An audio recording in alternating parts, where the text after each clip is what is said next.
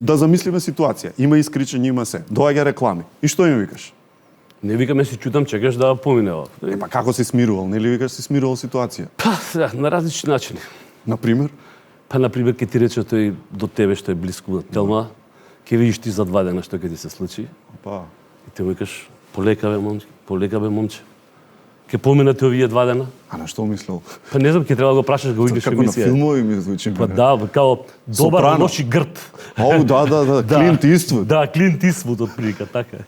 Значи сепак нема пријателство бе во политика. Не ме разбира, ја тоа го разбирам повеќе. Сите други 11 имаа меѓу себе комуникација. За жал со овој човек скоро никој не успеа да воспостави. Сите други. Сите други, да. Па значи сакаш да кажеш не е до сите други, веројатно било до него, така? Не знам, може е до сите нас. Навистина не знам. Не сум паметен. Таква ароганција во мојата 61 година колку живеам, не сум сретнал, за жал. И што те навреди најмногу? Па не може, како може да те навреди некој што е арогантен?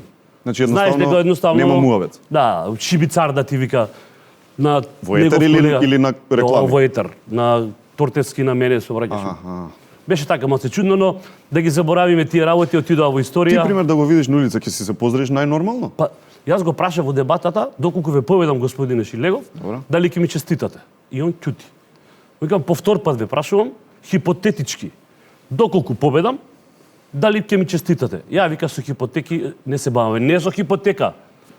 Јас реков нешто друго му викам, хипотетички, не за хипотека на куќа и на стан. И ништо не ти кажеш? Ништо, толку остана.